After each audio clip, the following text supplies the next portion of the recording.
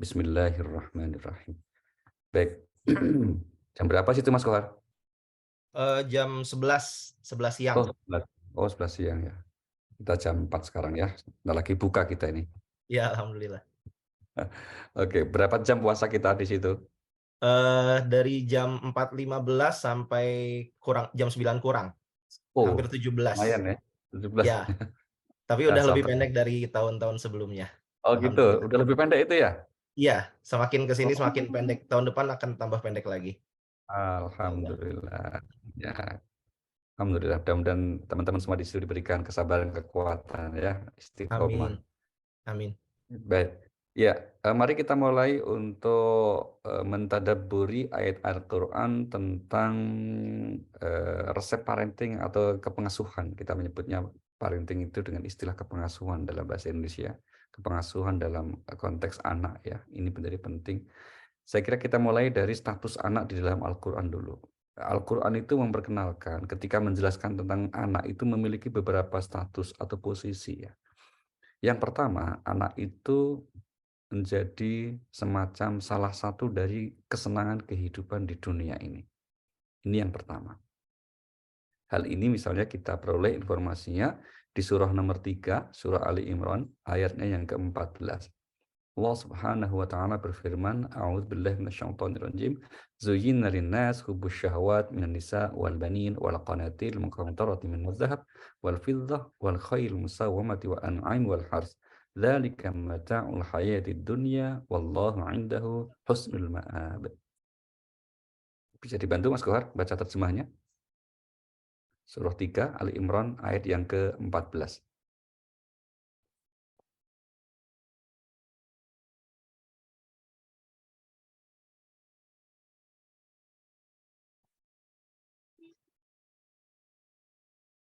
Ya, mohon dihidupkan dulu ya. Iya.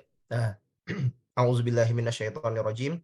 Dijadikan indah pada pandangan manusia kecintaan kepada syahwat, yaitu wanita-wanita, anak-anak, dan harta yang banyak, berupa emas, perak, kuda-kuda yang tampan, binatang ternak, dan sawah ladang.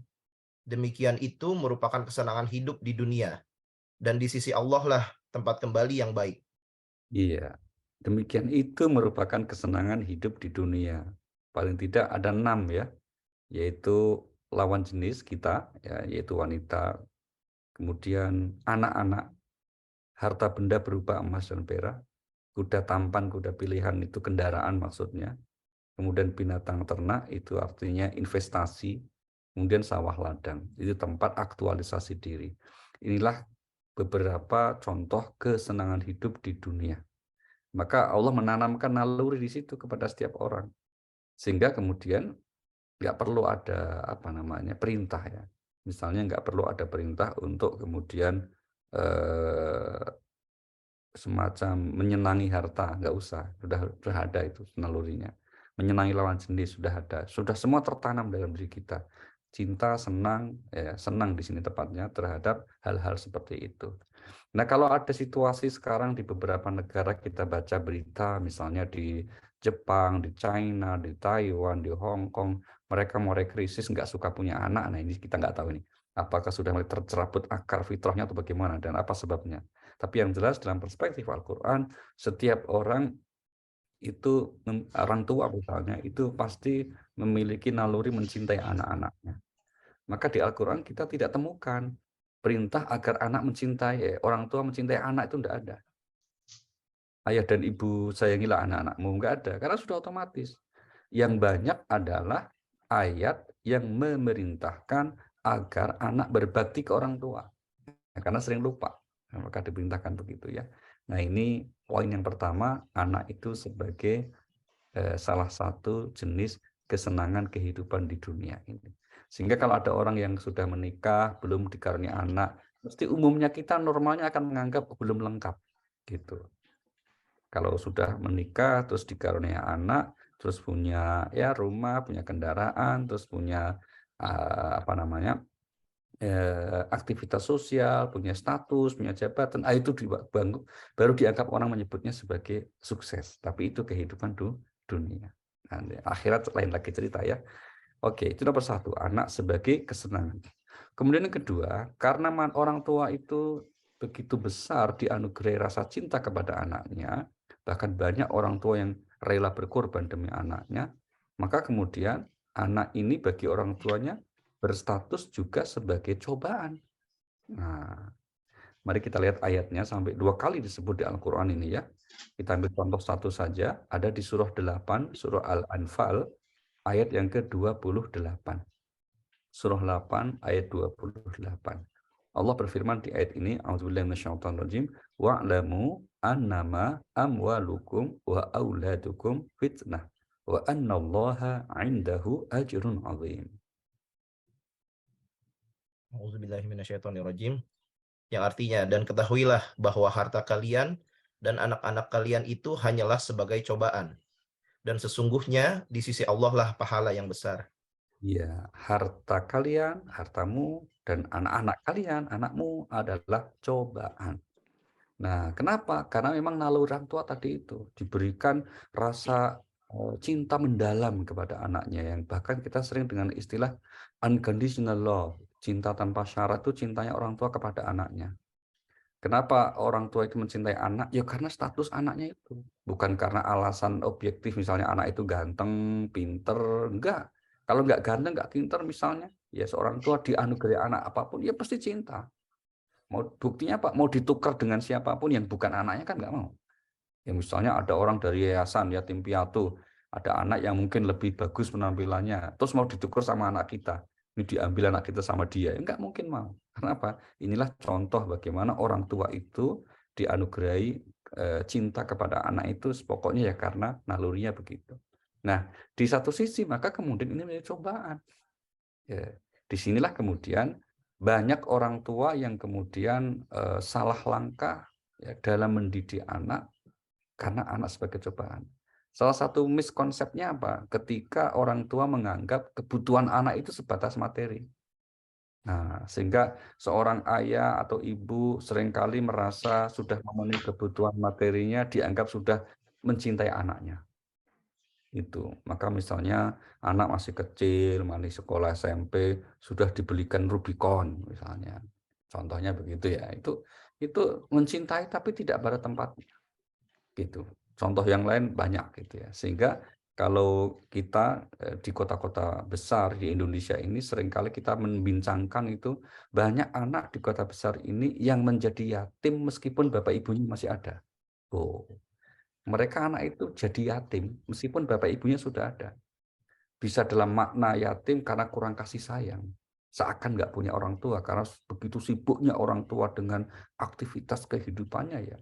Yang seringkali didengar, kenapa kok begitu? Ya saya kan kerja untuk anak, nggak gitu. Padahal kebutuhan anak itu nggak harus banyak dalam materi. Tapi yang penting apa? Kehadiran. Quality time, kehadiran orang tua, sosok, dan seterusnya. Nah, ini yang jarang dipahami orang tua. Nah, bagaimana Islam bertanggung jawab atau memberikan saran atas hal tersebut? Nah, ini nanti kita lihat seberapa perhatian Al-Quran khususnya ya kepada konsep kepentingan. Ini yang kedua ya. Yang ketiga, anak itu dapat kemudian menjadi musuh bagi orang tuanya. Ya, anak itu kemudian menjadi musuh bagi orang tuanya. Dan itu di Al-Quran diberikan contoh banyak gitu ya. Tapi kita mulai dulu konsep pernyataan ini ya. Mari kita lihat di surah nomor 64. Namanya At-Taghabun. Ayatnya yang ke-14. Allah berfirman, A'udzubillahi minasyaitonirrajim, ya ayyuhalladzina amanu inna min azwajikum wa auladikum aduwwan lakum fahdharuhum. Wa in ta'fu wa tasfahu wa taghfiru fa innallaha ghafurur rahim. Surat 64 ayat 14. 14, maaf, tadi 17. Auzubillahi minasyaitonirrajim. Yang artinya, hai orang-orang yang beriman, sesungguhnya di antara istri-istri kalian dan anak-anak kalian ada yang menjadi musuh bagi kalian, maka berhati-hatilah kalian. Dan jika kalian memaafkan dan tidak memarahi serta mengampuni mereka, maka sesungguhnya Allah Maha Pengampun lagi Maha Penyayang. Iya. Wahai orang-orang yang beriman, ada di antara pasangan kalian, bisa suami, bisa istri maksudnya ini ya. Kalau disebut istri itu nanti istri jadi tertuduh. Kenapa terjemahnya di sini pakai istri? Karena asbabun nuzulnya begitu. Tapi yang dimaksud sebetulnya bukan hanya istri, tapi juga bisa suami. Contoh suami menjadi musuh itu siapa? Fir'aun. Fir'aun itu kan musuh istrinya, karena istrinya muslimah, solihah, ya, Asiyah itu namanya, ahli surga. Sementara suaminya Fir'aun. Itu berarti suami menjadi musuh bagi istrinya. Ada juga istri menjadi musuh bagi suaminya. Siapa? Nabi Lot, Nabi Nuh. Nah, bagaimana dengan anak? Nah, contoh Nabi Nuh alaihissalam. Nabi Nuh itu kemudian putranya malah menjadi musuh bapaknya. Artinya apa? Menghalangi orang tua untuk dekat kepada Allah. Menghalangi orang tua untuk melaksanakan perintah Allah. Nah, itu berarti anak menjadi musuh. Bukan masuk dalam arti terus berantem, berperang, bukan harus begitu.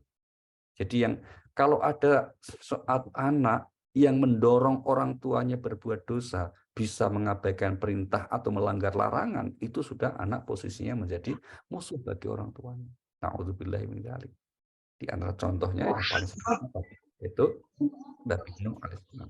Dan demikian juga di era selanjutnya, kita banyak sekali ya, bagaimana anak yang kemudian menjadi musuh orang tuanya, dan tentu ini sesuatu yang sangat kita tidak harapkan, dan kita harus berlindung kepada Allah dari situasi seperti itu. Oke, yang keempat, status anak dalam Al-Quran bisa menjadi penyejuk hati, penenang jiwa. Nah, jadi tidak hanya sekedar kesenangan, senang ya, tapi ini khususnya di saat kita sebagai orang tua mungkin sudah beranjak mulai lanjut usia begitu ya. Anak-anak kita berperilaku yang baik, berbakti, itu anak menjadi qurrata ayun. Itulah doa seorang yang ibadur rahman, hamba yang dikasih Allah. Di antara doanya bukan hanya minta kebaikan untuk dirinya, tapi juga apa? Untuk kemudian keturunannya. Mari kita lihat surah nomor 25, namanya Al-Furqan, pada ayat yang ke-74. Allah berfirman, A'udzubillahi minasyaitonirrajim, wa minhum may yaqulu rabbana hab lana min azwajina wa dzurriyyatina qurrata a'yun waj'alna lil muttaqina imama. Al-Furqan 74. Ya, Ya. Dan auzubillahi minasyaitonirrajim, dan orang-orang yang berkata, ya Rob kami, anugerahkanlah kepada kami istri-istri kami dan keturunan kami sebagai penyenang hati kami, dan jadikanlah kami imam bagi orang-orang yang bertakwa. ya. Ya Tuhan kami, ya Rob kami, anugerahkan kepada kami pasangan kami. Ya, kalau seorang istri yang berdoa berarti minta pasangannya itu suaminya. Kalau yang berdoa seorang, kalau terjemahnya istri-istri, nanti ini doa hanya untuk suami nih. Istrinya nggak bisa minta doa. Nah, maksud ada istri minta istri kan namanya jeruk makan jeruk gitu ya. Tapi maksudnya pasangan nih contohnya gitu ya. Ya Allah, ya Tuhan kami, ya Rob kami, jadikanlah pasangan kami, ya istri atau suami kami, apa, dan juga keturunan kami. Perhatikan di sini keturunan disebut wadzurriyyatina. Keturunan itu bukan sekedar anak, bisa cucu, bisa cicit terus ke bawah. Apa yang kita minta dari Allah atas keturunan kita, yaitu apa? Qurrata a'yun, penyejuk hati kami. Wa ja'alna lil muttaqina imama. Jadikan juga kemudian sebagai pemimpin bagi orang-orang yang bertakwa. Pemimpin bertakwa itu tidak harus dalam posisi kepemimpinan formal gitu ya, tapi menjadi orang terdepan dan sebagai orang-orang yang bertakwa. Oke, ini yang disebut di Al-Quran ya, anak meliputi 4 hal ini. Nah, satu lagi ditambah dalam hadis Nabi Shallallahu Alaihi Wasallam bahwa anak itu adalah amanah dari Allah. Ya, itu adalah milik Allah. Sehingga kemudian seorang tua itu tidak sewajarnya bersikap yang buruk kepada anak. Karena apa? Bukan miliknya. Sehingga kalau kemudian orang tua seringkali membuli anaknya sendiri, memarahinya dengan keras begitu ya, itu kemudian apanya Mas? Berarti dia telah memusuhi Allah. Karena anak itu milik Allah. Maka nanti kita di bagian berikutnya kita diskusi bagaimana cara Al-Quran memberikan petunjuk cara mengasuh yang baik terhadap anak kita, begitu ya. Karena apa? Jangan lupa anak adalah sebagai amanah dari Allah Subhanahu wa taala. Karena apa? Karena begitu kemudian buktinya itu amanah Allah, milik Allah itu apa? Orang tua nggak bisa kok merencanakan, dalam arti nggak bisa memastikan ya bahwa setelah nikah masuknya anak, nggak bisa. Itu. Karena apa? Ya sudah ikhtiar saja. Buktinya banyak sekali pasangan-pasangan yang kemudian mereka merindukan ingin punya diberi keturunan sampai sudah sekian banyak cara dilakukan, belum bisa dikasih. Karena apa? Yang memastikan adalah Allah Subhanahu wa Ta'ala. Oke, ini bagian pertama ya. Kemudian bagian kedua, bagaimana petunjuk Al-Quran dalam hal mendidik anak-anak kita ini. Nah, gitu ya. Sebelum kita masuk ke poin itu, penting untuk digarisbawahi, Bapak Ibu dan teman-teman sekalian, bahwa dalam Islam, waktu ataupun momentum untuk kita mendidik anak itu bukan ketika mereka sudah dewasa, bukan, ya. Kalau mungkin di dunia barat memulainya dengan ketika anak itu misalnya setelah lahir, maka ada baby house misalnya, ada kemudian, prateka, ada apa istilahnya mungkin kalau di Stefanger ada istilah masing-masing ya. Kalau dalam Islam tidak. Dalam Islam justru mengawali sejak proses sebelum kita menikah. Itulah maka Islam mengajarkan ada yang disebut dengan syariat pernikahan. Karena pernikahan ini yang menjadikan sesuatu yang haram menjadi halal.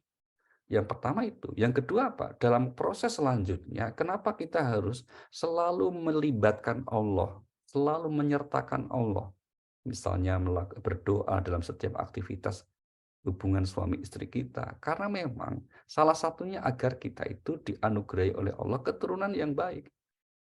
Karena sebetulnya kepribadian anak sangat ditentukan oleh juga kondisi psikologis, ya, kemudian latar belakang kedua orang tuanya. Sehingga kemudian penting sejak awal memastikan mengaitkan segala yang kita lakukan itu demi mendapat keturunan yang baik itu dengan Allah Subhanahu wa Ta'ala. Nah, sekarang bagaimana caranya? Mari kita mulai. Yang pertama, cara yang direkomendasikan Al-Quran dalam mendidik anak itu adalah dengan sikap kasih sayang. Ini prinsip dasarnya, ya. Berorientasi kepada proses. Sikap kasih sayang berorientasi kepada proses, bukan kepada hasil. Mari kita lihat misalnya Al-Quran menyebut contoh di surah nomor 31, surah Luqman. Ayat yang ke-13. Allah berfirman di ayat ini, a'udzubillahi minasyaitonirrajim, wa idz qala luqmanu libnihi wa huwa ya'izuhu ya bunayya la tusyrik billah. Auzubillahiminasyaitonirrajim. Yang artinya, dan ingatlah ketika Luqman berkata kepada anaknya di waktu ia menasihatinya, "Hai anakku, janganlah kamu mempersekutukan Allah. Sesungguhnya mempersekutukan Allah adalah benar-benar kezaliman yang besar." Oke. Di sini yang kita garis bawahi bukan materi nasihatnya ya, karena ini disampaikan Luqmanul Hakim ketika anak ini sudah menginjak dewasa. Dari mana tahunya? Dari perkataan beliau, la tusyrik billah, jangan menyekutukan Allah. Pasti ini anak yang dinasihati sudah menjelang dewasa atau paling tidak remaja. Di mana kalau kita belajar sisi perkembangan anak, ini anak sudah menginjak mulai usia-usia SMP. Karena kalau masih di bawah 5 tahun, itu kan anak belum mengerti konsep yang abstrak. Syirik itu apa? Nggak ngerti. Mau kita jelasin kayak apapun nggak akan tahu. Karena belum paham. Nah, disinilah kalau kemudian yang kita ingin lihat adalah bagaimana Al-Quran merekam nasihat Luqman ini yang memanggil putranya itu dengan kata-kata ya bunayya. Nah, itu poin kita. Ya bunayya. Ya bunayya itu menunjukkan panggilan kasih sayang yang luar biasa. Karena ada panggilan lain ya, misalnya ya walad. Ya walad itu anak juga, tapi itu posisinya ya, kedekatan yang sifatnya formal. Tapi ya bunayya ini melibatkan panggilan yang bukan hanya memanggil nama anak, tapi juga ada emosi yang di situ menunjukkan kasih sayang, emosi sayang. Ya bunayya. Berarti apa? Terhadap anak-anak kita, khususnya yang belum mencapai usia, kalau kita 6 tahun ya atau 5 tahun ya, di mana usia inilah sebetulnya usia-usia the golden age, usia emas ya, pembentukan karakter anak, terus kemudian cikal bakal bagaimana anak itu supaya ketika dewasa menjadi baik, itu sepenuhnya ditanamkannya itu ketika usia itu. Ya, maka pertama dengan pendekatan kasih sayang. Nah, bentuk kasih sayangnya seperti apa? Di saat anak kita belum mencapai usia lebih lanjut, ya usia perkembangan kematangannya, maka orang tua itu jangan sampai kemudian marah kepada anak. Jangan marah. Kenapa? Karena kalau orang tua itu suka marah kepada anak, berarti anak juga belajar bagaimana marah. Dan tidak ada pihak yang disenangkan ketika seseorang itu marah kecuali setan. Maka nasihat Allah apa? Mari kita lihat surah 17, surah Al-Isra ayat yang ke-53. Allah berfirman, A'udzubillahi minasyaitonirrajim, wa qul li'ibadi yaqulu allati hiya ahsan. Innasyaiton yanzaghu bainahum, innasyaiton kana lil insani aduwwan mubina. Auzubillahiminasyaitonirrajim. Yang artinya, dan katakanlah kepada hamba-hambaku, hendaklah mereka mengucapkan yang lebih baik. Sesungguhnya setan itu menimbulkan perselisihan di antara mereka. Sesungguhnya setan itu adalah musuh yang nyata bagi manusia. Ucapkanlah, ya hai hamba-hambaku, ucapkanlah perkataan yang baik, terlebih kepada anak. Kalau sampai kemudian perkataan itu kemarahan, itu kan hanya mengundang setan. Apalagi sampai kemudian kalau posisi anak, ya pasti saja mungkin dalam kalau masih kecil dia nggak akan melawan. Tapi bayangkan ketika anak itu dibesarkan dalam situasi kemarahan, apakah orang tuanya, keluarga besarnya, atau lingkungannya diwasakan seperti apa? Kita nggak akan bisa menyetip atau mendelitnya ketika anak itu kecil sudah terbiasa dimarahi, ya. Karena mendidik di waktu kecil, pepatah mengatakan itu seperti kita mengukir di atas batu. Susah sekali untuk menyetipnya. Maka yang harus kita pastikan adalah nilai-nilai kebaikan pada anak itu. Dan juga hindari mengasuh anak itu menuntut hasil. Misalnya anak itu harus pintar dalam bidang ini, harus jago dalam bidang ini. Ini banyak sekali orang tua yang salah kaprah. Sehingga masih anak kecil sudah ikut les matematika, ikut les ini, les itu, gitu ya. Kenapa? Alasannya apa? Mari kita lihat bagaimana Al-Quran menggambarkan ini. Surah nomor 17, ayat 84. Allah berfirman, Kul kullu ya'malu ala syakilati, farabbukum a'lamu biman huwa ahda sabila. Yang artinya, katakanlah, tiap-tiap orang berbuat menurut keadaannya masing-masing. Maka Rob kalian lebih mengetahui siapa yang lebih benar jalannya. Tiap orang pada akhirnya akan berbuat itu sesuai dengan keadaan atau talentanya, bakatnya masing-masing. Itu poinnya. Maka dari teori ini dalam psikologi pendidikan Islam itu diyakini oleh para ulama bahwa anak itu, dan ini juga terkonfirmasi oleh teori modern ya, anak itu oleh Allah diciptakan itu unik dengan diberikan kelebihan masing-masing. Bahkan seandainya satu orang tua sekalipun ya, artinya mereka bersaudara gitu, itu terkadang tidak semua sama bakatnya itu. Diberi kelebihan masing-masing. Pertanyaannya, kenapa kok Allah menjadikan seperti itu? Nah, sebelum kita lihat, misalnya apa? Banyak anak yang kemudian terlahir dari orang tua yang sama, tapi yang satu sangat kuat dalam hal kecerdasan matematiknya.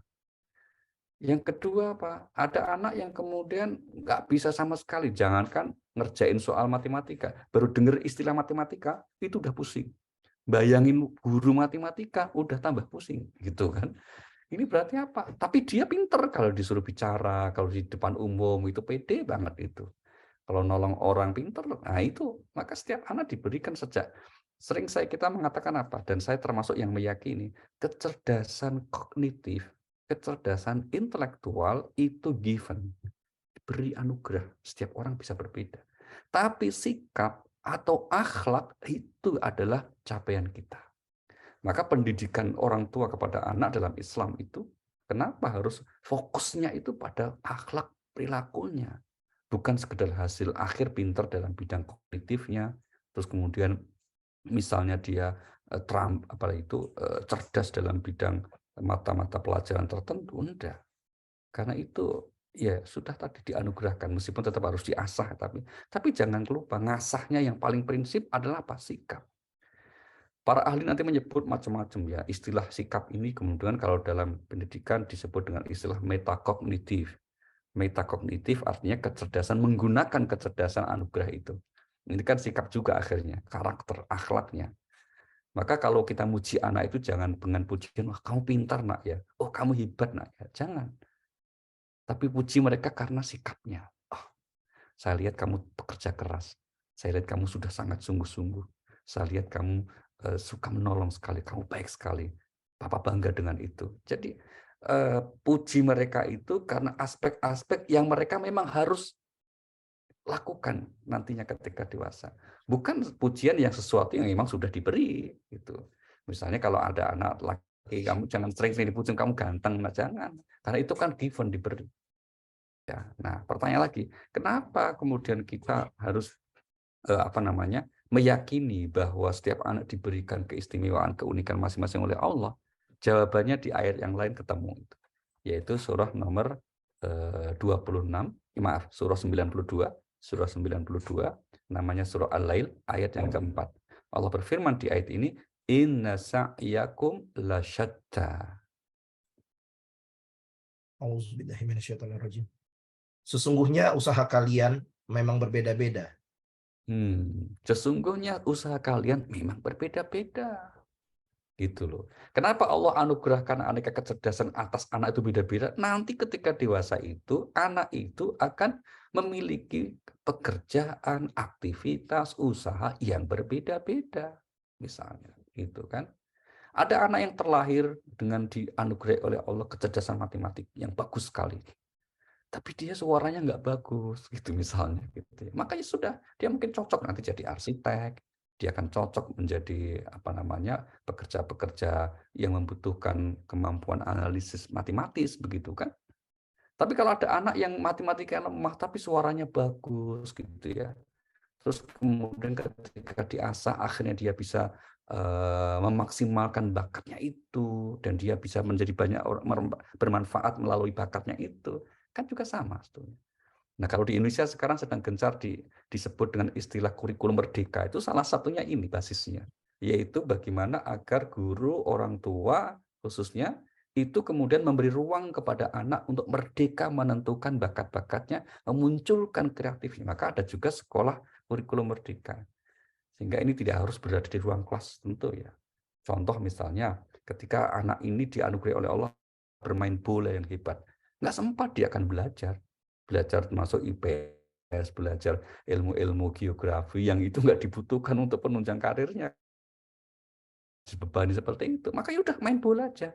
Nanti urusan sekolah kita fasilitasi untuk bisa mendapatkan semacam kemampuan tertentu yang mendukung karirnya.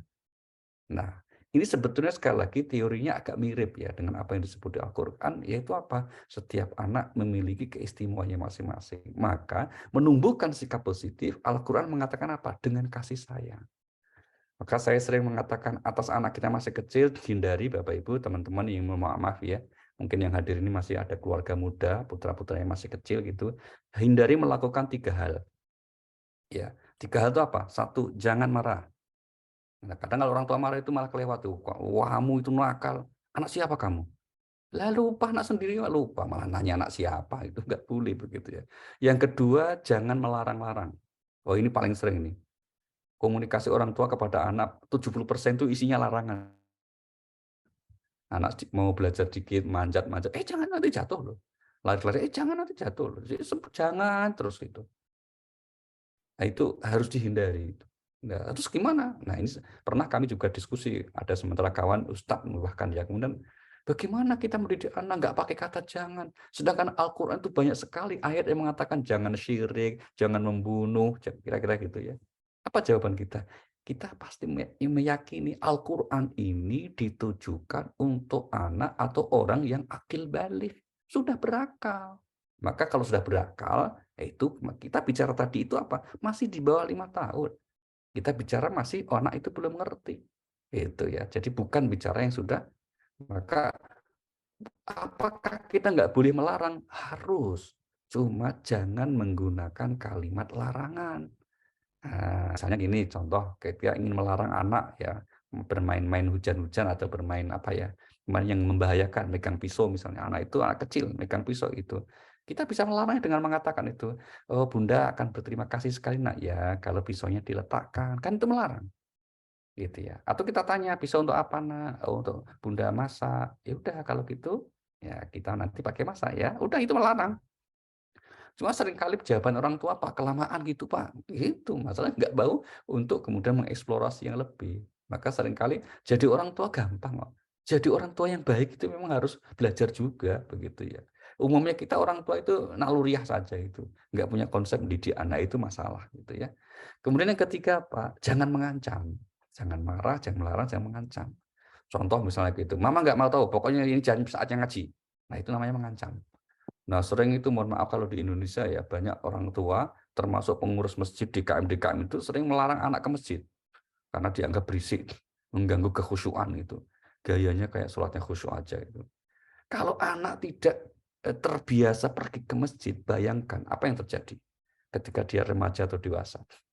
Wong yang sejak kecil sering ke masjid, ya anak ini sejak kecil suka ke masjid, ikut TPA di masjid. Ketika dewasa karena pengaruh lingkungan bisa nggak kenal masjid toh. Apalagi kalau sejak kecil nggak dididik. Maka kami sering menghimbau ya agar kemudian masjid itu harus ramah anak. Jangan sampai kita orang tua ambil ambil jalan pintas melarang saja gitu tanpa memberi solusi. Kalau anak itu nggak suka ke masjid, akhirnya malah nongkrong di tempat-tempat yang maksiat, tempat-tempat yang nggak benar, kan kerugian besar untuk generasi kita itu. Maka mereka harus tetap kita fasilitasi. Maka teman-teman di staf anggaran ya kalau ada acara keluarga, libatkan anak, nggak apa-apa. Wah berisik, Pak. Namanya anak itu ya berisik, itu sehat, pinter namanya. Anak walaupun diem, lolak, lolo, ini masalah. Maka berisik nggak apa-apa. Lari-lari, Pak. Iya namanya anak. Ibunya lari-lari itu masalah. Kalau anak nggak apa-apa. Nah, kan itu kan masalah gitu. Kadang orang tua juga nuntut berlebihan kepada anak. Contoh misalnya bagus, ketika sholat jamaah ikut. Atau sholat sudah ikut mau sholat sendiri. Orang tua masih nuntut itu. Sudah sholat langsung dipanggil. "Sini, kamu sholat gak boleh main-main ya. Sholatnya khusyuk." Oh, namanya anak, sholat main-main itu ya biasa. Nggak usah kita tuntut berlebihan untuk khusyuk. Ya, kalau bisa tenang, bagus. Tapi kalau seandainya belum bisa, kita syukuri saja. Dia sudah mau sholat, itu kita syukuri. Wong kita boleh jadi zaman seusia dia itu malah nggak sholat, itu kan. Maka ketika mereka sudah sholat, harus kita syukuri. Oke, ini poin pertama ya, yaitu apa? Kita mendidiknya itu dengan pendekatan kasih sayang. Itu, maka hindari hal-hal yang seperti tadi itu. Yang kedua, ini penting sekali ini.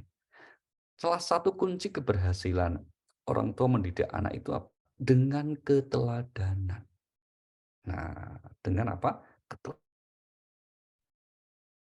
Nasihat yang bagus, penuh kasih sayang. Tapi begitu anak melihat contoh sebaliknya, itu masalah. Ya, itu masalah besar. Berarti apa rumusnya? Mari kita lihat Al-Qur'annya ya. Surah nomor 4 ayat yang ke-9. Allah berfirman, "A'udzubillahi minasyaitonirrajim, wal yakhshal ladzina law taraku min khalfihim dzurriyyatan dha'afan khafu 'alaihim falyattaqullaha wal yaqulu qawlan sadida." A'udzubillahi minasyaitonirrajim. Yang artinya, dan hendaklah bersikap waspada orang-orang yang seandainya meninggalkan di belakang mereka keturunan yang lemah. Mereka khawatir terhadap nasib mereka. Maka hendaklah mereka bertakwa kepada Allah dan hendaklah mereka ucapkan perkataan yang benar. Nah, itu poin kita. Hendaklah mendidik anak itu, seorang tua itu khawatir kalau meninggalkan generasi yang lemah, generasi yang nantinya karena kekhilafan orang tua mendidik dengan baik. Maka Allah pesan, bertakwalah kamu dalam mendidik mereka itu kepada Allah. Dan bukan kalimat yang benar. Ya, wal yaqulu qaulan sadida. Qaulan sadida itu antara yang diucapkan dengan yang diyakini itu satu. Itu namanya qaulan sadida. Kalimat yang benar. Jangan sampai antara yang diucapkan orang tua dengan yang dilakukan orang tua berbeda. Oh, itu ketidaksesuaian ini akan menimbulkan apa? Semacam konflik dalam batin anak gitu. Loh katanya mama nyuruh jujur, kok mama bohong. Nah, itu misalnya. Kita di sekolah, kita di keluarga, orang tuanya ya, kakek neneknya sering menyuruh jujur, kamu harus jujur. Tapi suatu saat anak kok tahu orang tuanya bohong. Nah, itu masalah besar itu. Dan itu nggak sadar kita itu. Contoh, anak kecil sudah diajari bohong. Misalnya kalau anak nangis langsung dibohongi, diam, nanti mama beliin mainan ya. Masalah. Wah, akhirnya diam tuh, karena dijanjiin toh. Akhirnya orang tua karena sudah meluk, karena tujuannya hanya supaya diem, emang nggak serius ngomong kan. Padahal si anak serius anggapnya itu. Ini contoh kasus ya. Akhirnya apa? Ketika orang tuanya keluar, anak duga nih, orang tua mesti beliin mainannya. Tapi orang tua, oh itu cuma apa namanya, gitu aja. Begitu pulang, ditanya, mana mainannya mah? Gitu. Oh tutup tempatnya. Oh, bohong lagi yang kedua. Jadi menutup kebohongan dengan kebohongan baru itu. Itu anak itu kalau kecil diperlakukan seperti itu, dia sudah belajar kebohongan. Maka kalau kita ingin jujur, susah, berat. Karena sejak kecil sudah lihat kebohongan itu dianggap yang wajar. Contoh lain ini sederhana ya, tapi seringkali dianggap sepele. Ini penting itu. Misalnya apa? Masih kecil anak laki-laki. Ketika ini kalau di kampung misalnya gitu ya, nangis, tidur nggak mau, misalnya terus lampu kita matiin, langsung kemudian, ayo bubuk nggak? Kalau nggak bubuk, awas nanti ada hantu. Wah, anak takut akhirnya kan. Itu dosa itu. Kesalahan orang tua seperti itu tiga dosanya itu. Satu apa? Nakut-nakutin. Yang kedua, dosa bohong. Yang ketiga, dosa mengfitnah hantu. Loh, hantu difitnah. Nakut-nakuti, nggak ada hantunya. Contoh. Contoh kecil bagaimana kemudian bahwa kita memberi contoh keteladanan. Dan inilah kunci dakwah Nabi. Ya, dalam perspektif dakwah termasuk, ya kan sebetulnya kan antara dakwah dengan kepengasuhan anak itu kan ada titik temu kesamaannya. Yaitu sama-sama mengajarkan anak itu berubah jadi baik. Demikian juga dakwah kan. Nah itu Rasulullah itu kunci keberhasilannya Pak, karena keteladanannya. Mari kita lihat ayat 33, ayat yang ke-21. Allah berfirman, memuji Nabi, a'udzubillahi minasyaitonir rajim, laqad kana lakum lahi uswatun hasanah. Sesungguhnya telah ada pada diri Rasulullah itu suri tauladan bagi yang baik bagi Iya, orang yang mengharap hari kiamat dan dia banyak menyebut Allah. iya. Sungguh pada diri Nabi itu teladan yang baik. Sehingga maksudnya apa? Nabi itu ketika mengajarkan nilai-nilai, mengajarkan syariat Islam, mengajarkan risalah Allah, itu pendekatnya keteladanan. Nabi bukan tipe yang mohon maaf ahli otor gitu ya. Yang kalau dalam dakwah itu mungkin banyak yang terbingga, tapi Nabi lebih banyak bicara keteladanan. Ya, meskipun Nabi juga bicara dengan nasihat-nasihat itu. Maka kalau kita bicara hadis itu, hadis Nabi itu apa sih? Ma'udhifa ilan Nabi sallallahu alaihi wasallam min qaulin au fi'lin au takririn. Yaitu apa saja yang disandarkan kepada Nabi, baik itu percakapan maupun ketetapan. Tapi yang lebih banyak itu perbuatan. Karena contoh. Sehingga Al-Quran juga mengecam kalau ada yang bicara menyuruh kebaikan tapi melupakan dirinya sendiri. Ya. Contohnya itu perilaku siapa? Perilaku orang-orang ahli kitab, orang Yahudi. Ya, bagaimana kamu atamuruna nasa bil birri wa tansawna anfusakum? Afala taqilun? Itu ayat surah nomor 2 Al-Baqarah ya. 4. Allah berfirman mengecam tindakan orang yang hanya bisa nyuruh-nyuruh saja untuk berbuat baik, tapi dia sendiri tidak melakukan. Itu nasa bil birri wa tansawna anfusakum wa antum tatlunal kitab. Afala taqilun?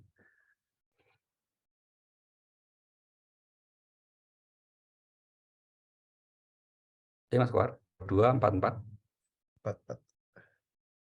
Auzubillahi minasyaitonir, yang artinya, mengapa kamu menyuruh orang lain berbuat kebaikan, sedang kamu melupakan dirimu sendiri, padahal kamu membaca kitab. Tidaklah kamu pikirkan Iya. Kenapa kok nyuruh orang lain, sedangkan kamu sendiri tidak melakukan yang kamu suruhkan itu? Itu maksudnya begitu. Sedangkan kamu tahu hal itu adalah benar yang kamu suruh, ya, tapi kenapa kamu kok sampai mengabaikan? Nah itu kalau lihat asbabun nuzulnya, ini mengecam perilaku orang-orang Yahudi ahli kitab yang mereka itu menuntut orang lain supaya mengamalkan Taurat gitu pada masanya gitu ya. Tapi mereka sendiri justru ngacak-acak Taurat, kemudian melakukan hal-hal yang bertentangan dengan isi Taurat.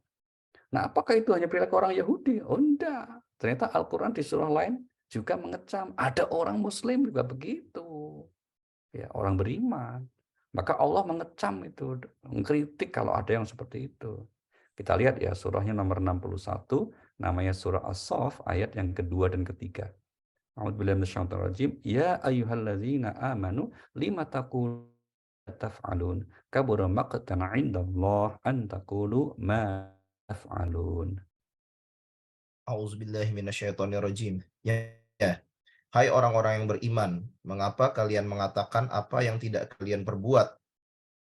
Amat besar kebencian di sisi Allah kalian mengatakan apa-apa yang tiada kalian kerjakan. Besar kebencian di sisi Allah. Kalau kamu nyuruh-nyuruh ya berbuat baik, tapi kamu sendiri tidak melakukan. Nah, maka sedangkan kita sudah mencontohkan saja itu loh, terkadang itu belum tentu kita harapkan. Apalagi kalau kita hanya nasihat-nasihat saja. Contoh itu masalah. Nah, di titik ini juga Bapak Ibu dan teman-teman ke orang tua ya, kalau kita melakukan kebaikan, baik itu dalam bentuk habluminallah seperti ibadah-ibadah ritual, apakah sholat, apakah mengaji atau belajar, misalnya gitu ya, atau bentuk habluminan nas, jangan malu untuk dilihat anak atau jangan sembunyikan dari anak. Jangan diperlihatkan kepada mereka. Niatnya apa? Litarbiyah, mendidik. Oh nanti riya sama orang tua. Contoh ini Ramadan ya, misalnya kemudian kita apalagi 10 hari terakhir ini kita banyak ibadah begitu ya misalnya ya, ya nggak apa-apa sertakan anak. Atau kemudian kita punya kelebihan rezeki, kita bersedekah, kita memberi kepada kerabat karena punya kelebihan. Kasih tahu anak, ini untuk kakek, ini untuk saudara kita. Tujuannya Pak supaya anak nanti tahu. Itu cara yang terbaik dalam mendidik kalau kita ingin anak-anak kita nanti diharapkan. Ya, karena apa sekali lagi Al-Quran itu kenapa hampir 25% isinya kok kisah ya. Saya ulangi, kenapa Al-Quran itu hampir 25% lebih bahkan ya. Isi ayat Al-Quran itu kan kisah-kisah. Kisah-kisah orang dahulu. Bisa kisah para nabi, bisa kisah orang yang soleh gitu kan. Karena apa? Inilah cara terbaik dalam menyampaikan pesan. Hudannya, petunjuknya itulah itu.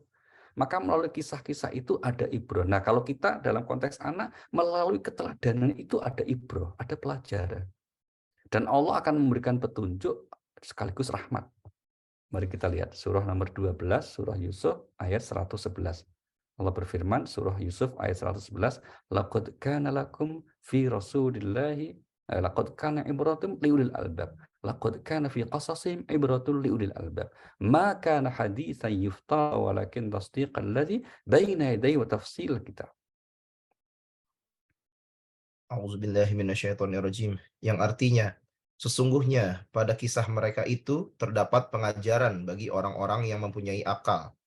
Ini bukanlah cerita yang dibuat-buat, akan tetapi membenarkan kitab-kitab yang sebelumnya dan menjelaskan segala sesuatu dan sebagai petunjuk dan rahmat bagi kaum yang beriman.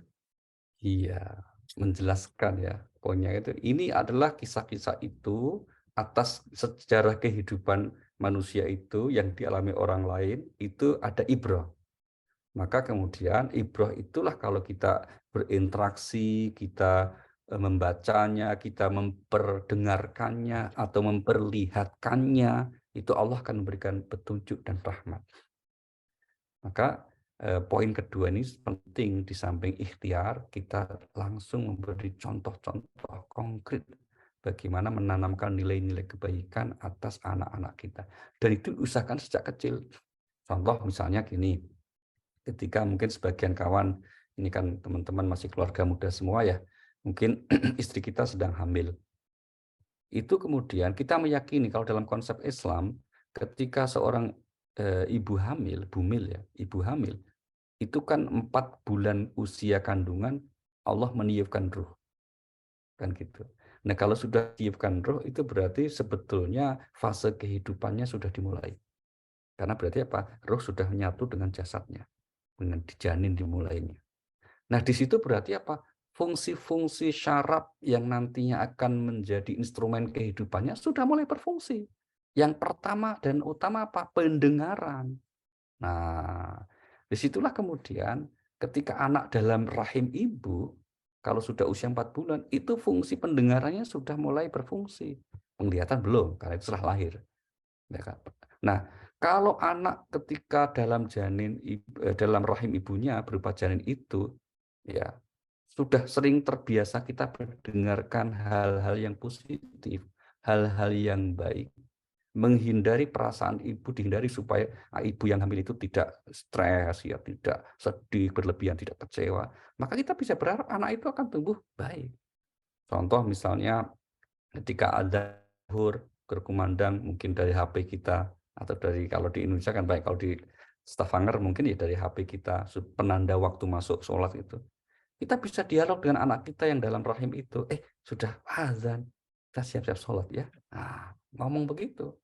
Nanti saya pastikan ketika anak itu lahir gitu ya, insya Allah itu setiap mendengar azan itu langsung noleh nyari-nyari gitu. Itu berarti apa? Ya sudah nyambung. Nah itu penanda anak sudah mulai mengenal. Disitulah kenapa kalau para ulama kita, para kiai kita menganjurkan supaya sejak ibu hamil itu dibacakan ayat Al-Quran, kemudian diperdengarkan solawat-solawat yang mendekatkan diri kita, mahabbah kepada Nabi kita. Wah itu luar biasa itu. Ya, maka kemudian ini usia emas kehamilan, dan ketika anak kecil ini jangan sampai terlewat. Nah, banyak orang tua yang nanya, kalau sudah kelewat terlanjur gede gimana, Pak? Nah, itu ya. Ya sudah terlanjur dewasa ya kita yakin bahwa Allah itu kan Maha membolak-balikkan hati kan, la muqallibal qulub, membolak-balikkan hati. Allah ya tetap ya kita ada jalan. Di antaranya apa ya kita mengadu kepada Allah. Ya kan gitu. Dan inilah yang ketiga ya. Poin yang ketiga dalam kepengasuhan anak, parenting Islam itu apa? Memberi porsi yang cukup atas doa-doa orang tua. Nah, itu. Jadi nggak cukup dengan ikhtiar kita nasihat yang baik, doa yang baik. Jangan lupa doa ini penting. Doa ini saya membaginya, kalau kami biasanya begitu. Doa itu apa? Doa yang memang kita ucapkan dengan redaksi yang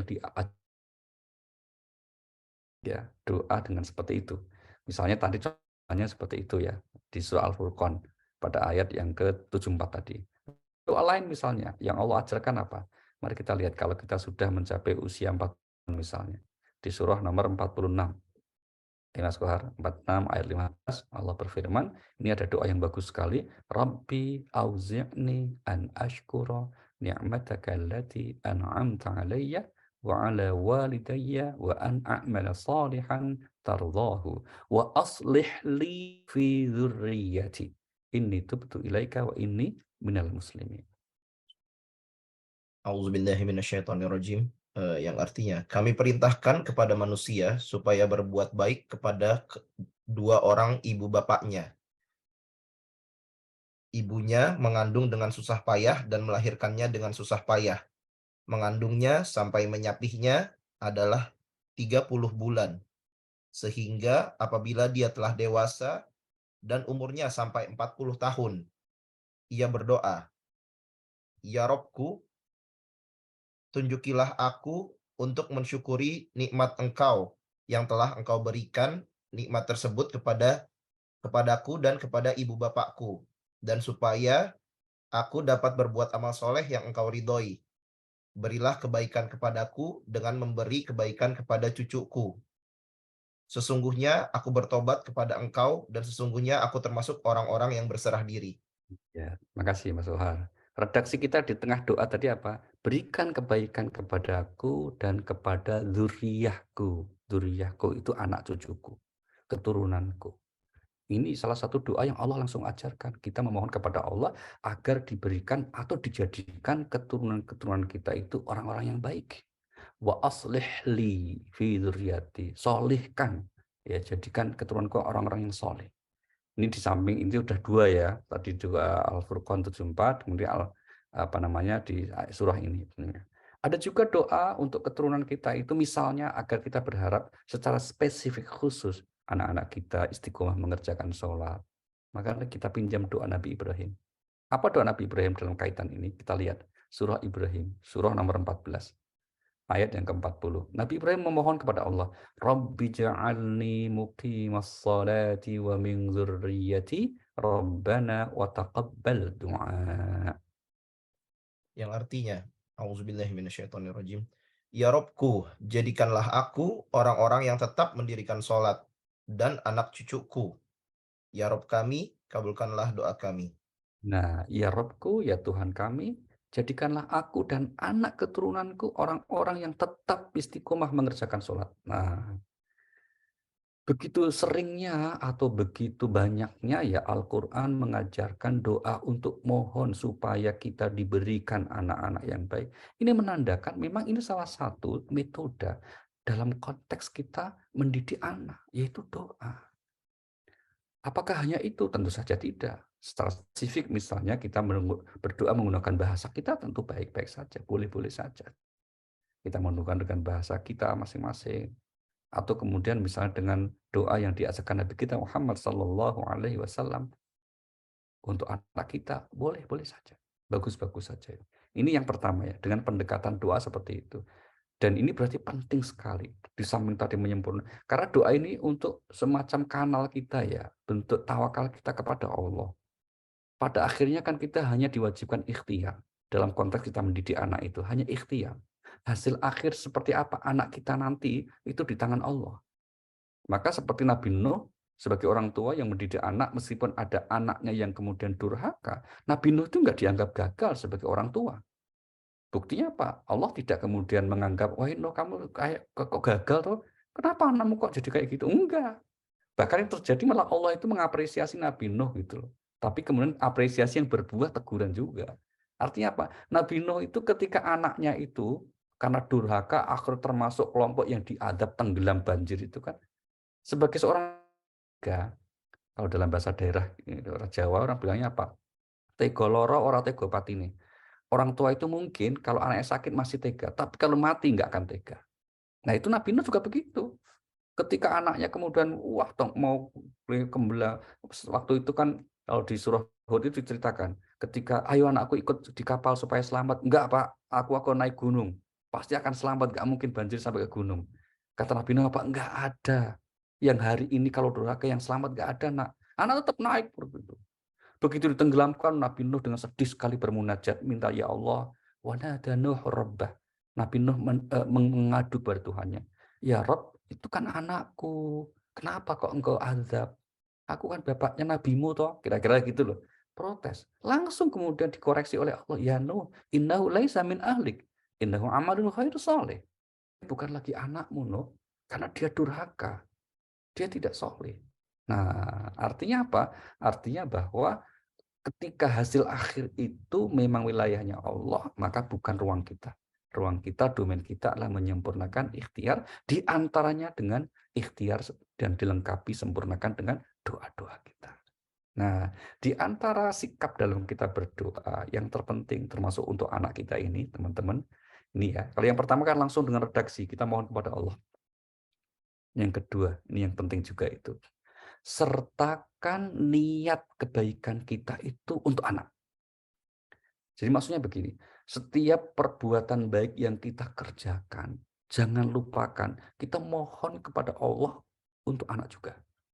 Contoh misalnya teman-teman sore ini ikut kajian, ya kan? Ini kan majelis yang bagus sekali. Ini di bulan yang baik, di hari yang baik, di waktu yang baik. Kalau kita berdoa dikabulkan. Aktivitas hari ini itu yang kita tadaburi adalah yang terbaik, kalau Allah kan terbaik. Maka itu pasti Allah akan memberi kebaikan. Nah, di saat Allah memberi kebaikan itu sertakan doa kita. Ya Allah, saya ingin ikut kajian ini, mudah-mudahan Engkau mudahkan anakku menjadi orang baik. Atau ada undangan nanti di Stavanger silaturahim antar keluarga muslim Stavanger misalnya gitu. Sertakan, saya mau hadir ya Allah untuk silaturahim dengan keluarga besar teman-teman di sini. Mudah-mudahan anakku kelak menjadi anak yang baik. Apa saja kebaikan yang kita kerjakan, termasuk kita bersedekah, termasuk berinfak kalau sesuai kemampuan kita, sertakan anak kita itu. Nah, yang paling sederhana, tapi itu jangan dilupakan, ini pesan kami ya.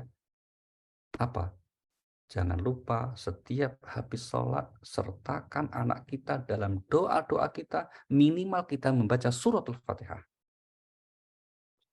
Kalau anak kita berapa? Dua misalnya, ya setiap masing-masing anak kasih Al-Fatihah, sebut namanya.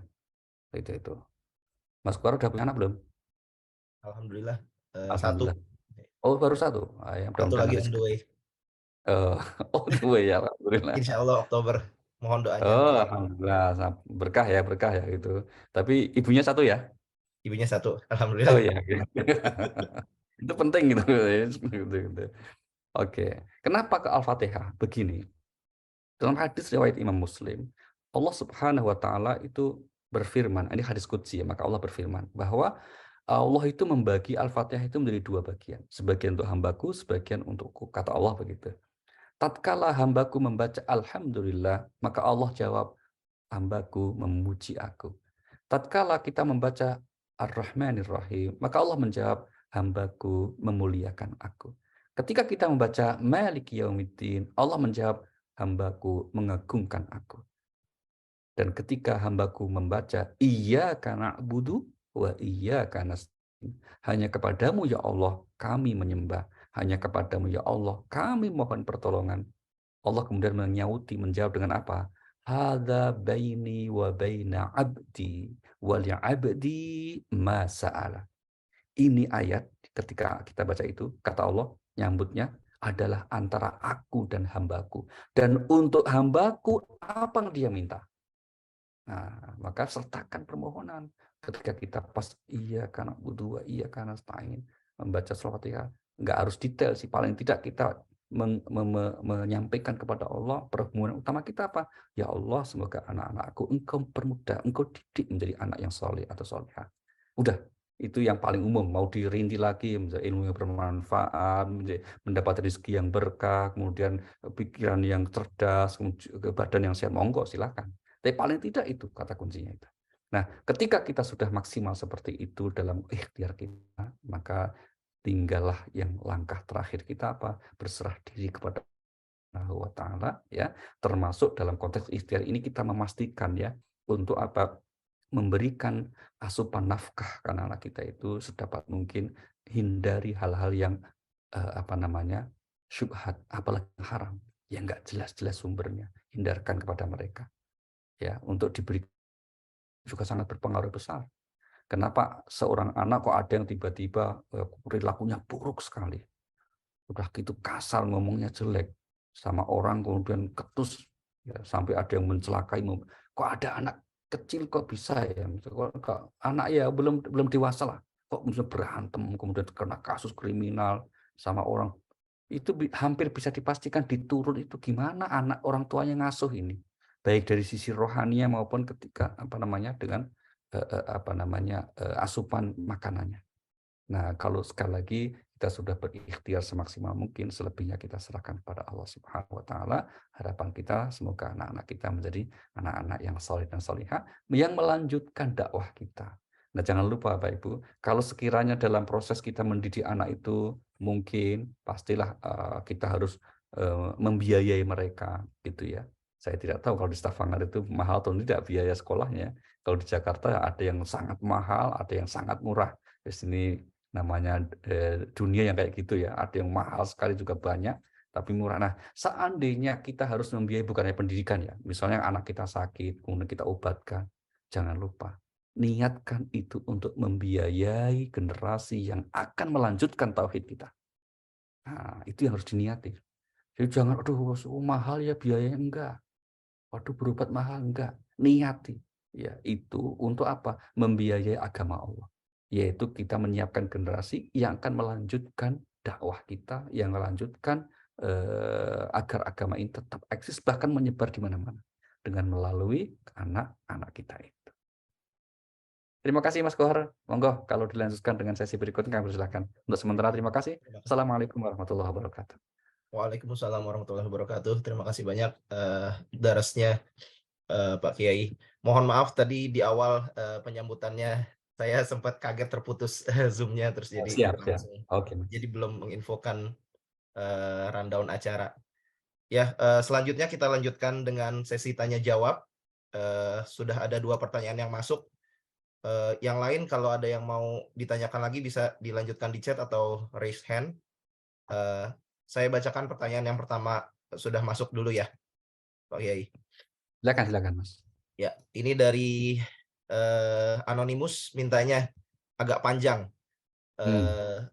Assalamualaikum Pak Ustadz. Sebelum bertanya, izinkan cerita dulu. Saya punya Hmm. kawan perempuan, yang bertanya juga perempuan.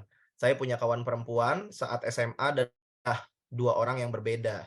Pada saat itu mereka sangat kuat dengan syariat-syariat dan pendidikan Islam. Contohnya menggunakan jilbab yang syar'i, lulusan pesantren, dan punya peran penting pada organisasi Islam sekolah atau kampus. Namun Hmm. setelah lulus dan menjalani kehidupan yang berbeda, mereka mengklaim menemukan jati diri yang baru. Si A lepas jilbab dan confirm murtad dan menjadi agnostik. Dan si B, nauzubillah. Dan si B juga lepas jilbab dan lebih syoknya secara terang-terangan pada saat reuni mengakui dirinya menjadi maskulin lesbian dan Hmm. memperkenalkan pacarnya juga yang perempuan. Fenomena ini tidak sedikit juga ditemukan pada rekan-rekan saya dan rekan suami yang lain. Dengan ini sebenarnya sedikit banyak berpengaruh ke dalam parenting style kami. Yang jadi agak-agak takut mendidik anak terlalu strict dengan Islam. Walaupun kami juga paham yang sudah dididik kuat Islamnya sejak kecil saja bisa berubah 180 derajat, apalagi yang tidak kuat dari awal. Wallahu alam. Dari fenomena ini ada dua pertanyaan. Pertama, bagaimana strategi menanamkan tauhid dan karakter Islam yang pada anak yang long lasting, tidak hancur diterpa perubahan kondisi. Kedua, jika sudah kejadian, nauzubillah min zalik, bagaimana sebagai orang tua harus menyikapi? Ini yang menjadi pertanyaan saya dulu karena saya kenal dengan orang tuanya juga ahli ibadah, orang tua teman-temannya itu. Oke, Demikian, agak panjang. terima kasih. Iya, terima kasih. Yang pertama, kita bersimpati atas musibah seperti itu dan memang tidak hanya satu ya, tapi lebih dari satu lah. Dan setiap generasi memang ada, mungkin setiap kaum juga ada gitu ya. Ini mungkin hal mirip sekali itu kebetulan sama saya. Istri saya juga cerita begitu. Dia punya teman pondok, pondok pesantren ini, pondok pesantren modern gitu ya. Akhirnya terus punya melanjutkan kuliah, terus punya kehidupan dan ternyata kemudian dia mendeklar di grupnya gitu, mendeklar di grupnya, grup alumni pesantrennya itu sekarang saya sudah apa namanya bahkan ateis, bukan agnostis lagi, ateis. Kalau agnostis karena masih percaya Tuhan. Ini ateis sudah, nggak percaya Tuhan sama sekali. Oke. Bagaimana sikap kita? Nah, pertama strategi untuk menanamkan tauhid. Yang pertama, sekali lagi ya, bahwa anak itu amanah dari Allah. Orang tua ya wajib ikhtiar semaksimal mungkin itu. Nah, ikhtiar ini boleh jadi jangan sampai hanya satu pihak, yaitu kita mengandalkan hanya misalnya apa? Hanya kita berkaitan dengan Allah saja.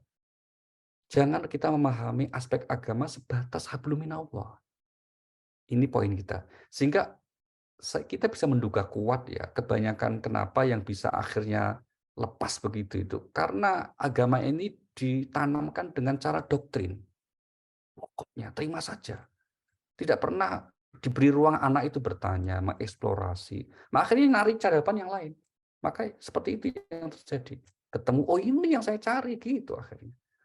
Kalau sejak awal anak dibiasakan untuk berpikiran terbuka, dalam arti mempertanyakan sesuatu itu harus kita syukuri ini curiosity, tanda kecerdasan. Terus kita orang tua kemudian rendah hati mengatakan kalau nggak tahu ya, misalnya anak kemudian cerdas, kreatif, menanyakan, kenapa sih kita harus ibadah? Kenapa sih harus kita?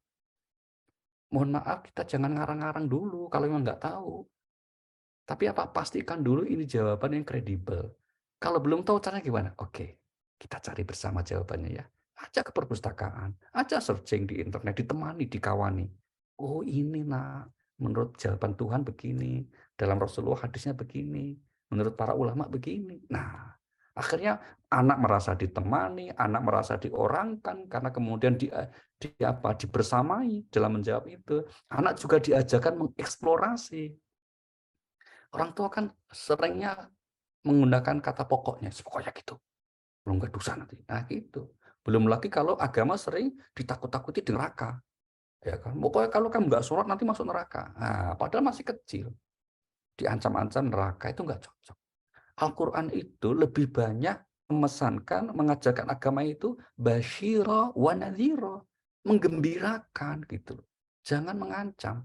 Mengancam itu untuk orang dewasa yang durhaka. perilakunya kayak Firaun, ancam itu. Kalau nggak berubah kamu nanti masuk neraka. Untuk anak kecil, jangan biasakan mereka diancam, ditakut-takuti. Ini kesalahan fatal juga di pendidikan anak-anak kita memang begitu. Di buku-buku dars ya tadi minjam istilahnya Mas Kohar itu. Enggak begitu, isinya penjelasan neraka yang nakut-nakuti. Jadi anak akhirnya apa? Anak akhirnya menjalankan perintah agama karena ketakutan. Itu kan nggak sehat. Itu. Karena apa? Berarti motivasinya dari eksternal. Nah, yang terpenting itu harusnya mendidik anak, membangun anak itu motivasi internal. Kita bangunkan, kita dorong. Nah, salah satunya apa? Dengan sesuatu mengajarkan agama dengan secara menggembirakan. Gitu ya. Nah, prakteknya seperti apa? Nah, ambil contoh misalnya tadi, maka jangan lupa sertakan doa-doa kita ketika kita beramal soleh, berbuat kebaikan dengan sesama, itu dengan memohon kepada Allah kiranya anak kita dijaga oleh Allah SWT. Oke ya, yang pertama.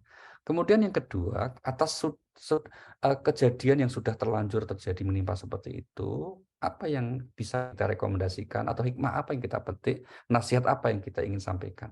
Nah, di antaranya, kalau para ulama kan begini, menyebut keadaan manusia itu cuma 4. Satu apa?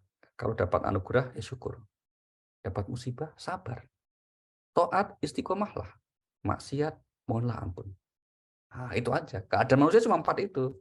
Kalau dapat anugerah, syukur. Dapat musibah, sabar. Dapat kemudian apa? Kalau kita situasinya mengerjakan ketaatan, kita sekarang ini taat, dipilih Allah jadi orang baik, syukurlah. Terus kemudian apa? Kita istiqomah. Dan yang keempat, kalau kita suatu saat khilaf, berbuat salah, berbuat dosa, mohonlah ampun, kembali kepada Allah. Nah, dari istilah ini maka jawabannya apa? 2. Jadi bersabarlah dengan kondisi seperti itu, terus memohon ampun kepada Allah sambil terus memperbaiki diri. Itu nasihat yang bisa kita berikan kepada keluarga yang tertimpa musibah seperti itu. Karena apa? Yang membolak-balikkan hati Allah, siapa tahu ya, bukan siapa tahu, atas doa-doa kita itu begini. Mari kita lihat. Ayo Mas Kohar, kita lihat ayatnya ya, surah 7. Artinya gini, kenapa kita harus berharap kepada Allah bahwa mudah-mudahan anak itu berubah. Mudah-mudahan suatu saat anak itu berubah, misalnya gitu. Alasannya di sini. Surah nomor 7 ayat 164. Wa idh qalat ummatun minhum lima ta'iduna qaumanillah muhlikuhum aw mu'adzibuhum 'adzaban syadida qalu ma'dziratan ila rabbikum wa la'allahum yattaqun. Auzubillahiminasyaitonirrajim, yang artinya, dan ketika suatu umat di antara mereka berkata, "Mengapa kamu menasehati kaum yang Allah akan membinasakan mereka atau mengazab mereka dengan azab yang keras?" Mereka menjawab, "Agar kami mempunyai alasan kepada Tuhanmu dan supaya mereka bertakwa." Ini dua hal ini. Kenapa atas orang yang sudah menyimpang jauh itu kita tetap memberi nasihat, tetap mendoakannya? Jawabannya di sini, agar kita punya alasan di hadapan Tuhan nanti. Ya Allah, saya sudah ikhtiar. Saya sudah berusaha dan Engkau pasti tahu juga. Dan agar mudahan supaya mereka itu bertakwa. Oh iya, mudah-mudahan Allah bukakan pintunya, pintu hatinya untuk menerima hidayah, bertobat. Nah, itu ya. Sehingga kemudian atas apa yang terjadi itu kita tetap bersabar, ya, tetap berprasangka baik kepada Allah, terus juga ikhtiar ya dengan cara kita memohon ampun kepada Allah, kiranya itu salah satu kekhilafan orang tua, kenapa anak jadi seperti itu, atau kemudian kekurang maksimalan atau kesalahan kita dalam mendidiknya, kita mohon ampun kepada Allah dan kembali kepada Allah. Nah, mudah-mudahan suatu saat, kalau toh tidak pada saat orang tuanya masih hidup, siapa tahu ketika orang tua, ini kasusnya juga banyak ini. Saya ketemu keluarga di mana anak itu Masya Allah, itu begajulan banget itu. Tapi orang tuanya itu khusyuk banget, orangnya itu sangat istiqomah ibadah. Mohon kepada Allah itu. Nah, akhirnya apa yang terjadi? Yang terjadi ketika ayahnya wafat, anak itu berubah 180 derajat. Langsung berubah jadi anak soleh. Karena apa? Merasa telah menyakiti orang tua. Nah, mulai saat itu dan alhamdulillah sampai sekarang istiqomah. Nah, itu juga bisa kan, salah satunya begitu. Sehingga kita tidak boleh putus asa dari rahmat Allah Subhanahu wa taala. Di antara dosa paling besar adalah kalau kita putus asa dari rahmat Allah. Itu ada di surah Yusuf ya. Kalau orang putus asa berarti dia termasuk orang yang tidak beriman alias kafir. Nauzubillahi min dzalik. Oke Mas Kohar. Ya, terima kasih Pak Yai. Ini penanyanya nambahin lagi kalau masih boleh bertanya, kalau sebagai teman, kira-kira bisa berbuat apa? Ini karena sepertinya teman dekatnya ini. Oke baik. Kalau memungkinkan ada saluran untuk menasehati atau menguatkan orang tuanya, sampaikan itu. Satu ya, karena itu penting juga dukungan dari lingkungan itu penting sekali. Kita menguatkan, ya saya sebagai sahabat ingin bersimpati, tenang aja insya Allah semua baik-baik saja. Dikuatkanlah orang tuanya gitu ya. Yang kedua ya bantu doa dalam kesempatan momentum-momentum hari kesempatan baik-baik kita berdoa, maka doakan sahabat kita, hadirkan itu dalam doa-doa kita, ya hadirkan dalam momen kita memohon kepada Allah, sertakan mereka. Ya nggak harus sebut nama, paling tidak dalam hati kita tercetus gitu, ya Allah kawan-kawanku yang mungkin sedang mendapatkan cobaan begini, maka beri solusi, berikan petunjuk, bukakan pintu hatinya untuk mendapat hidayah sehingga kembali ke jalanmu. Nah, kira-kira begitu. Oke. Terima kasih, Pak Yai. Ini ada pertanyaan kedua dan ada Kang Agus yang udah raise hand. Tapi saya bacakan pertanyaan yang kedua dulu ya. Dari Bang Iswan. Assalamualaikum warahmatullahi wabarakatuh. Ustadz, mau bertanya tips parenting menghadapi anak-anak yang mulai beranjak remaja dan doa yang baik untuk orang tua memohon bimbingan dari Allah Subhanahu wa taala dan diberi kesabaran. Terima kasih. Oke, makasih Bang Iswan. Ketika anak sudah menginjak usia remaja, ini berarti bayangan saya sudah SMP menjelang SMA ya? Ya, Nah, ini tidak lagi kita bisa berposisi sebagai bos, jangan. Hindari kita menjadi bos sebagai orang tua. Kalau masih mungkin lah ya, jangan. Bos itu maksudnya itu, pokoknya terserah gue, itu jangan. Orang tua hindari menggunakan kata bos. Tapi lebih seringlah kita berkomunikasi dengan anak itu sebagai kawan, sebagai sahabat, sebagai orang yang seakan sebaya. Kita coba menurunkan diri sejenak untuk menjadi kawan dia. Karena kalau anak kita yang remaja ini tidak menemukan di diri orang tuanya sebagai kawan, sahabat, dia akan mencari kawan dan sahabat di luar. Dan itu belum tentu sesuai, belum tentu cocok. Nah, ingat, ya kira-kira gitu kan. Iya, kalau kemudian ketemunya yang baik, ya itu jaga oleh Allah lah, keturunan baik. Tapi keturunan kan nggak baik ya kayak tadi gitu kan. Contoh kasus kalau di kampung dulu gitu ya, orang tua itu strict banget itu. Oh, nggak boleh nonton TV. Itu madorotnya besar. Akhirnya apa terjadi? Anak ini nyuri-nyuri nonton TV di rumah tetangga. Dan anak itu akhirnya mengidolakan tetangga. Padahal tetangganya itu nggak sholat. Di mata anak tetangga itu baik banget tuh. Kenapa? Memberi kesempatan nonton gitu. Kalau pas nonton dikasih makan, wah, akhirnya malah mengidolakan tetangga yang nggak sholat tadi. Sedangkan orang tuanya yang rajin sholat itu malah dibenci akhirnya. Ya kan itu masalah itu kan, nggak boleh seperti itu. Jadi hindari menggunakan kata pokoknya. Sampaikan nilai, ajarkan itu dengan pendekatan sesuai dengan perkembangan usianya. Maka di usia seperti itu posisi kita sebagai apa? Sahabat. Kita coba untuk menyelam dalam ketika usia segitu tuh gimana sih menjadi sahabatnya? Kira-kira kita juga pengalaman jadi remaja gitu kan. Nah iya tadi lebih sering didengarkan. Gitu. Lebih sering kita persilakan anak-anak kita untuk mengekspresikan apa sih keinginannya, apa sih mauannya. Mungkin anak kita karena pengaruh sekolah, pengaruh internet, pengaruh bacaan, pengaruh pergaulan, kan akhirnya punya sekian agenda hidup. Nanti pokoknya apa saya begini, saya begini itu. Nah kita dengerin sebagai pendengar yang baik. Nanti kita kasih masukan kalau itu kurang pas itu. Itu kayaknya harus kita prioritaskan yang ini nih. Nah, kira-kira gitu. Wah, bagus kalau kamu bisa berjuang untuk meraih itu. Kita support, kita pintar memainkan ritme dinamika hubungan ini. Yang penting kita terus beri dukungan. Nah, itu satu ya dengan seperti itu. Yang kedua, kalau doa yang kemudian apa namanya? Doa secara khusus ya tentu saja tadi sudah kita singgung sedikit ya.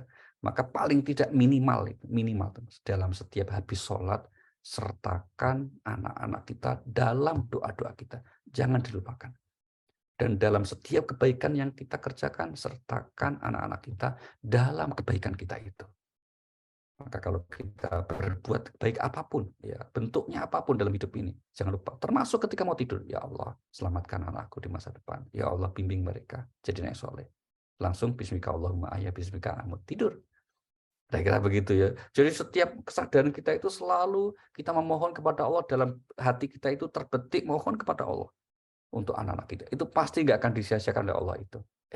ini serius ini anak ini jadi orang tua ini. Ya wis tak kabulke, mesti gitu.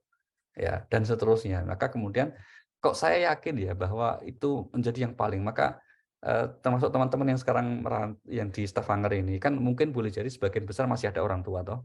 Mas Kohar mungkin masih ada orang tua atau mertua. Nah, doa terbaiknya itu ya mereka. Kan banyak sebagian orang yang anak santri itu wah mengunjungi makam-makam ini, ya silahkan berziarah, datang ke kiai ini minta doa. Loh, kalau kita punya orang tua itu doa keramatnya itu ya orang tua kok. Kalau kita itu birrul walidain, jadi anak yang berbakti itu sudah itu kunci paling top itu. Doanya nggak akan ada hijabnya itu, langsung itu. Keberkahannya di situ gitu ya. Ya boleh kita terus kemudian kita ikuti dengan itu berkunjung kepada guru-guru kita karena mereka juga sebetulnya kan orang tua rohani kita juga gitu ya. Tapi jangan sampai meninggalkan orang tua biologis kita. Ini harus kemudian proporsional kira-kira gitu. Jangan sampai kita lebih memberikan orang lain meskipun mereka adalah guru kita mengabaikan orang tua, itu keliru. Yang ada apa? Ya kita harus kemudian proporsional. Orang tua biologis kita tetap kita berusaha berbakti kepada mereka, termasuk mendapatkan ridhonya dan juga kepada guru-guru kita. Oke, makasih Mas Kohar. Terima kasih Pak Yai. Jadi itu ya salah satu kunci utama dari suksesnya parenting adalah birrul walidain juga. Ya, Berbakti betul. pada yang lebih utama dari 40 wali. Betul. Monggo selanjutnya Kang Agus. Assalamualaikum Ustadz Ali. Waalaikumsalam. Kajian yang menarik dan alhamdulillah relevan untuk kami yang sedang diberikan amanah berupa anak. Saya tertarik dengan salah satu topik bahwa pendidikan tidak berbasis hasil. Misalnya kalau kita kan orang tua kadang ada kecenderungan membanding-bandingkan dengan anak yang lain. Jadi misalnya kalau ada anak yang lain yang jago matematika, wah berarti saya ngerasa saya ini kurang bisa mendidik anak saya matematika, saya kasih tes misalnya. Nah, tapi dalam hal ilmu agama, apakah juga kita tidak boleh banding-bandingkan juga Ustadz Ali? Artinya kalau misalnya kita lihat tuh ada anak orang lain yang hafal sampai juz, misalnya sampai 5 juz. Sedangkan anak sudah kita usahakan ternyata cuma hafalnya misalnya setengah juz misalnya. Apakah itu juga pendidikan yang memaksakan hasil? Oke, baik-baik. Makasih Mas Agus. Sama Mas, itu sama. Sama apa? Sama nggak boleh dilakukan gitu dalam ilmu agama ya. Kalau ke konteks kita bicara pendidikan agama itu, yang harus kita fokus itu bukan penguasaan kognitif ilmu agamanya, bukan. Termasuk hafal berapa juz, bukan. Tapi kalau masalah Quran, yang penting kita didik anak kita gimana mencintai Al-Quran. Bukan menghafalnya. Karena kalau hafal itu adalah given, ada anak memang saya tahu. Karena saya kebetulan juga punya pesantren Quran kan, tahu. Persis ada anak yang kemudian dengar sekali dua kali itu bacanya bagus, ngapalnya cepat, ada. Tapi ada anak yang berbulan-bulan enggak nambah-nambah hafalannya. Gitu. Tapi bagus dia dalam konteks bersosialnya pinter itu. Jika disegani teman senang dia sama itu. Tapi anak yang hafalannya bagus itu agak asosial. Ada yang begitu akhirnya gitu. Maka akhirnya kalau kami menyikapi dengan teman-teman musyrif ya pembimbing, saya katakan itu terima semua amanah Allah itu. Terima kelebihan dan kekurangannya. Itu. Jangan sampai kita dibanding-bandingkan. Karena kalau dalam konteks agama ini, ilmu agama yang saya maksud ya, kita lebih membangunnya itu fokusnya ke akhlaknya, sikapnya. Karena itu memang wilayah kita. Kalau masalah anak itu hafalannya kuat atau enggak, kemudian termasuk kemudian misalnya kemampuan dalam bidang ilmu agama itu cocoknya dia apakah di Quran atau hadis gitu ya ke depannya itu memang anugerah juga. Itulah mengapa para sahabat Nabi misalnya nggak semua hafal Quran loh. Saya ulangi, semua sahabat Nabi nggak semua hafal Quran. Tapi kenapa Allah meridho semua mereka? Sehingga kita kalau membaca radhiyallahu anhu, ya kan? Di Al-Quran dikatakan wasabiqunal awwaluna minal muhajirin wal ansar wal tabi'un biihsan radhiyallahu anhum. Allah ridho kepada mereka semua. Bukan karena semua mereka hafal Quran, tapi apa? Akhlaknya yang mulia, mencontoh akhlak idolanya Rasulullah Muhammad sallallahu alaihi wasallam. Begitu. Jadi jangan dibandingkan juga Mas. Kalau anak kita misalnya kok agak lambat menghafal, jangan. Yang penting mereka suka dengan Al-Quran. Karena kalau dipaksa akhirnya benci aku, itu masalah. Nah, itu problem itu nanti ke depannya ketika dewasa itu. Tapi apa? Ajarkan mereka untuk mencintai Al-Quran. Mungkin anak ini lambat menghafal, tapi memahaminya bagus. Bikin tulisannya, jurnalnya atas Al-Quran, mungkin punya kelebihan. Nah, begitu ya. Sehingga kemudian kalau dalam konteks ilmu agama ini sama berlaku. Karena kan ilmu agama ini kan ranahnya juga ranah kognitif. Gitu. Tapi kalau sikap itu ke ranah afektif. Kita yang bertanggung jawab penuh. Sehingga kemudian tidak perlu dibandingkan dalam kemampuan ilmu agamanya. Saya termasuk yang mensyukuri kalau diberi anugerah anak, kok anak kita itu baik. Anak kita baik, suka nolong orang. Meskipun nggak sepinter ilmu, nggak ranking di kelasnya. Termasuk dalam ilmu agama. Di pesantren ya, misalnya gitu. Kebetulan anak kami dua-duanya laki-laki, dan dulu di pesantren, sekarang dua-duanya di Mesir. Beda sekali ini, kecenderungannya beda sekali. Tapi saya tetap mensyukuri saja. Ya sudah, kita support terus. Bagus, kamu baik. Kira-kira begitu ya. Karena ada anak yang memang tadi itu, dia tidak diberi kemampuan hafalannya kuat, tapi kemudian ada yang sangat care dengan teman-temannya itu. Dia kalau punya apa-apa itu bagi teman-temannya. Itu ya termasuk misalnya apa namanya sikap sosialnya itu yang kita itu yang akhlak gitu ya. Sehingga kesimpulannya begini, urusan kognitif, intelektual, akademis itu given. Ya kita semampu kita, nggak usah dipaksa. Kita beri ruang, kita dorong. Tapi kalau urusan akhlak itu kita yang bertanggung jawab.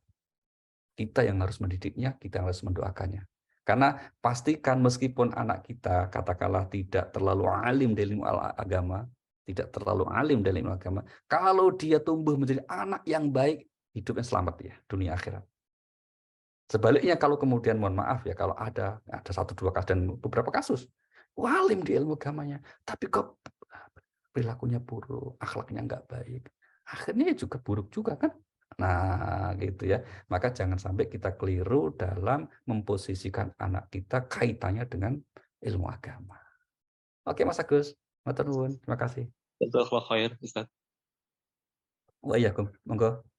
Mas Kohar. Ya, terima kasih. Ada lagi kah yang ingin bertanya? Di chat udah nggak ada sekarang. Udah habis, Mas, berarti, Mas. Udah habis. Kalau memang sudah habis, mungkin kita cukupkan kajian kita hari ini dan mohon Pak Kiai untuk menutup dengan doa. Baik, terima kasih, Mas Kohar. Baik, Bapak Ibu sekalian, teman-teman, kita hadirkan niat baik kita semuanya ya. Seperti yang tadi kita sampaikan, ini bulan baik, ini hari baik, ini waktu yang sangat baik.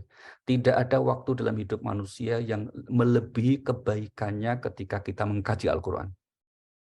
Saya ulangi, tidak ada dalam kehidupan manusia melebihi nilainya, kebaikannya dari mengkaji Al-Quran. Kenapa? Yang kita kaji adalah sesuatu yang paling baik, yang Allah hadiahkan, anugerahkan kepada manusia, yaitu Al-Quran. Maka di saat yang baik, hari yang baik, bulan yang baik ini kita hadirkan niat baik kita semuanya. Mungkin ada di antara kita, ada kerabat yang sedang kurang sehat, semoga Allah sembuhkan. Yang sedang punya kesulitan, Allah mudahkan. Yang punya hajat-hajat yang baik, khusus untuk anak-anak kita, semoga Allah berikan kabul dan jadikan anak kita anak yang soleh dan soleha. Al-Fatihah. A'udzu billahi minasyaitonir rajim. Bismillahirrahmanirrahim. Alhamdulillahirabbil alamin. Arrahmanir rahim. Maliki yaumiddin. Iyyaka na'budu wa iyyaka nasta'in. Ihdinas siratal mustaqim. Siratal ladzina an'amta 'alaihim ghairil maghdubi 'alaihim waladdallin. Amin. Amin amin ya rabbal alamin. Terima kasih dan mohon maaf lahir batin. Saya kembalikan ke Mas Kohar. Monggo ditutup. Wassalamualaikum warahmatullahi wabarakatuh. Waalaikumsalam warahmatullahi wabarakatuh. Terima kasih banyak Pak Yai, jazakallahu khairan jaza. Semoga semua ilmu yang tadi disampaikan dapat bermanfaat untuk kita semua, untuk dunia dan akhirat kita, dan anak cucu keturunan kita semua. Semuanya dijadikan termasuk hamba-hamba yang disayangi Allah. Amin. Amin. Amin ya rabbal alamin. Demikian kita tutup kajian kita pada hari ini dengan doa kafaratul majlis. Subhanakallahumma wa bihamdika asyhadu an la ilaha illa anta wa astaghfiruka wa atubu ilaik. Terima kasih semuanya. Saya undur diri. Assalamualaikum warahmatullahi wabarakatuh. Waalaikumsalam warahmatullahi wabarakatuh. Terima kasih dan mohon maaf. Terima kasih dan mohon maaf juga. Terima kasih, Ustaz.